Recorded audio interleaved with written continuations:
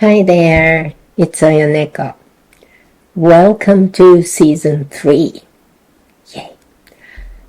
That said, I don't really have a special theme for this season or anything.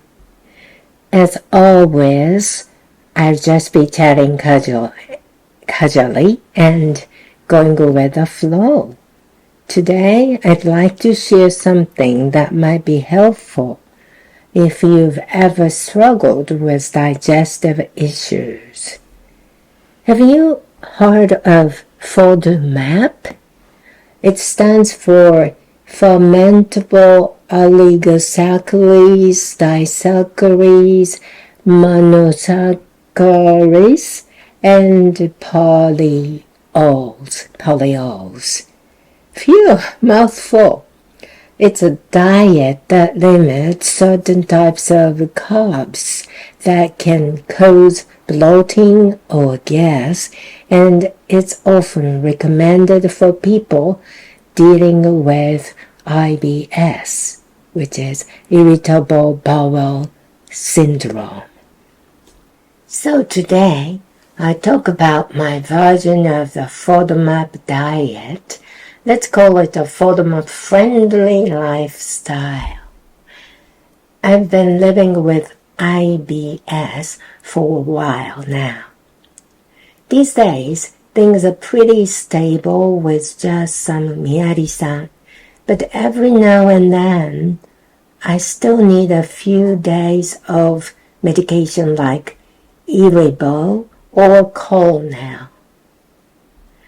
Speaking of which, Colnell was recently discontinued, right? Such a shame. Personally, I felt it worked better for me than Iribo. Back when my symptoms were really bad, even going out felt scary. But lately, I feel like I'm managing things much better. So how do I manage? Well, this is just my personal experience, so I'm not saying everyone should do the same, okay? About 5 years ago, there was a time when anything I ate or drank sent me straight to the bathroom. It was exhausting.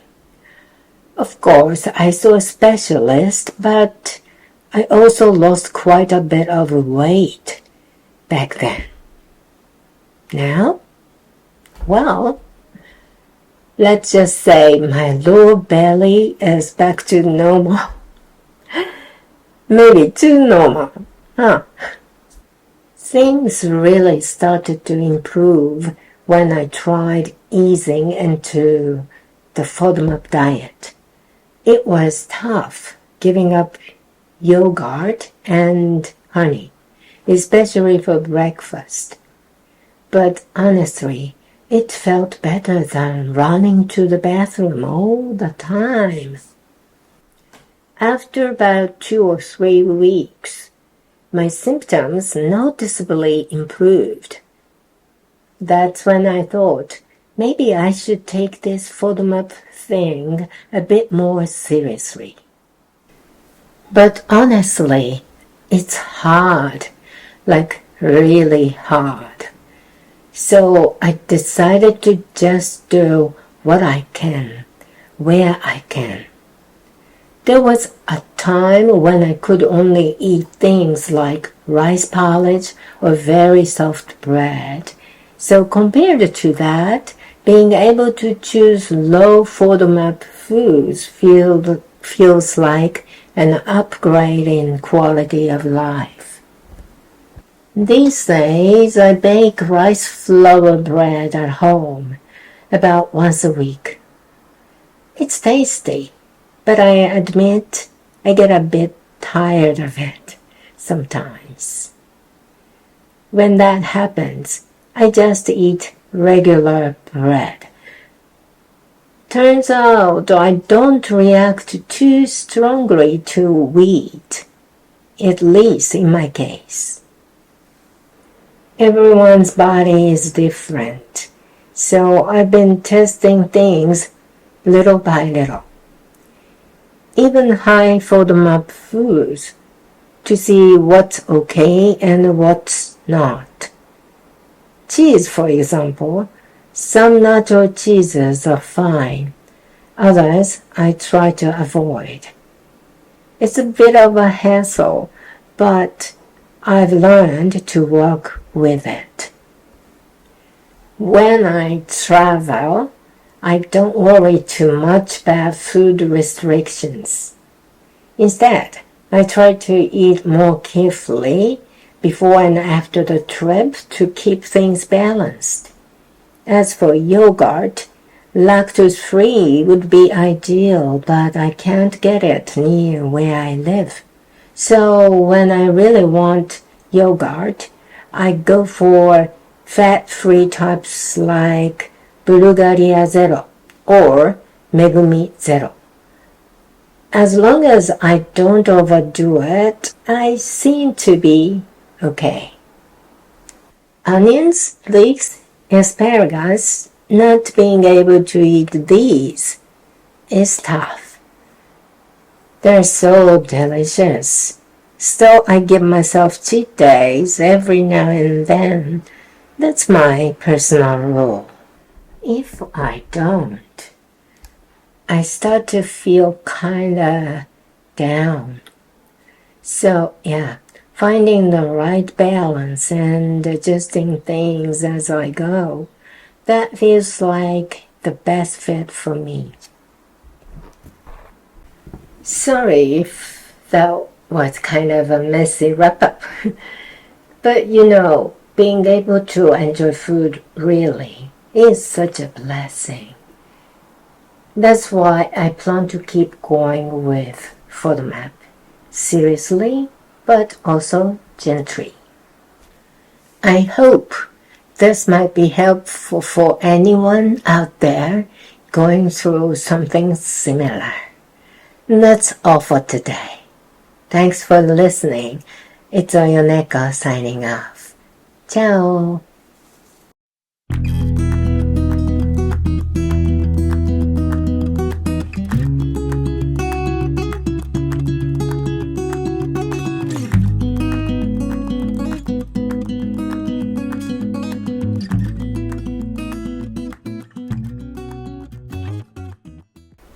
こんにちは、およねこです。ついにシーズン3に突入しました。イエイ。とはいえ、シーズン3に特別なテーマがあるわけじゃなくて、引き続き気ままにゆるっとお届けしていきます。今日はちょっとお腹の不調で悩んでいる人に役立つかもしれないお話をしたいと思います。皆さん、FODMAPって聞いたことありますか？ FODMAP っていうのは発酵性のオリゴ糖、二糖類、単糖類、そしてポリオール、糖アルコールの頭文字を取った略語なんです。なんのこっちゃって感じですね。でもそういうことです。これはお腹のガスや張りを引き起こす特定の糖質を減らす食事法で、特に IBS 過敏性腸症候群などの腸にお悩みがある人におすすめされている方法なんですって。で、今日はその中でも私流FODMAPダイエット、いわゆるFODMAPフレンドリーな暮らしについてお話ししたいと思います。私はね、以前から IBS と付き合ってまして、過敏性腸症候群とお付き合いしてまして、最近はみやりさんで落ち着いてるんですけど、時々やっぱりイリボーやコロネルに頼る日が何日か続く、そんな感じです。そういえばコロネル販売中止になっちゃいましたね。残念だな。個人的にはイリボより私には合ってた気がするんだよね。IBS の症状がひどかった頃はね、ちょっと外に出るのももう不安で、もう怖かったね。最近は割とうまくコントロールできてるかなと思います。どうやってコントロールしたかって話なんですけど、これはあくまでも私の経験なので、皆さんやってねというもんではないということだけご了承くださいね。5年くらい前にね、何かもう食べたり飲んだりするだけですぐトイレに行きたくなっちゃって、本当にしんどかった時期がありました。専門医に見てもらったんだけど、それでもなかなか治んなくてね、体重もだいぶ減っちゃって。で、今は下っ腹が元通り。これはこれで困ったもんだ。お腹の調子が落ち着いてきたのは、FODMAPダイエットをゆるっと始めてからなんです。大好きなヨーグルトと蜂蜜を朝食から外すっていうのは辛かったんだけど、もう頻繁なトイレ通いよりはマシかもと思って切り替えました。そしたらね、2、3週間ぐらいで症状がかなり改善して、最悪の時期は脱出できた感じだったんですよ。そこからですかね、もう少しちゃんとFODMAPやってみようかなって思ったんです。でもね、これがね、意外と厳しいんですよ。本当に。だから私は、できる範囲で頑張るスタイルをやりました。ひどい時はね、おじやとか、ゆこねのパンくらいしか食べられなかったんだけど、それに比べたら今の方が QOL、生活の質高めだと思います。最近は週1ぐらい。週1くらいで、米粉パン、お米の粉のパンを自分で焼いてます。結構美味しいんだけどね、正直、やっぱ時々飽きますよね。そんな時は普通のパンも食べます。どうやら今までやってきたら、私は小麦粉にはそこまで敏感じゃないタイプみたいなんですよね。それもでも人によって反応は違うと思うので、高FODMAPなものでもどれくらいなら OK かを探りながら食べてます。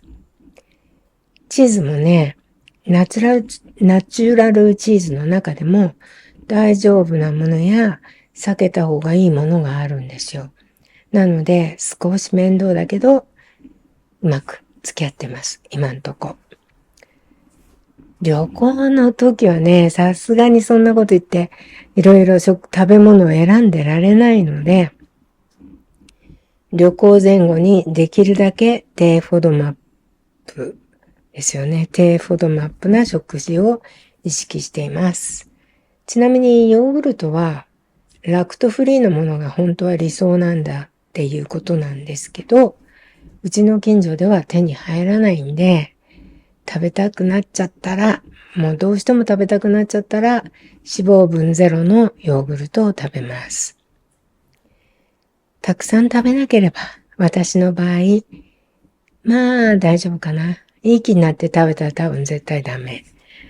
あとね、玉ねぎ、長ネギ、アスパラガス。このあたりが、FODMAP的には食べられないのが、ほんと辛いです。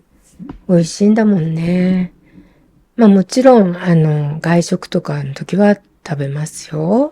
それになるべく自分家で調理する時も使わないようにはしてるけど、使っちゃう時もあります。たまにはチートデーも OK にしています。これは私のマイルール。じゃないともうちょっと気がめいっちゃうから。というわけで、何でも塩梅よく調整しながらやっていくのが、私にとっては一番しっくりきます。まとめ方が雑でごめんなさい。でも、食事を楽しめると本当に幸せなことですよ。本当。だから、これからもきちんとゆるく、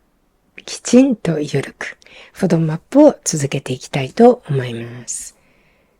同じような悩みを持っている方の参考になれば嬉しいです。では、本日はここまで。およねこでした。チャオ。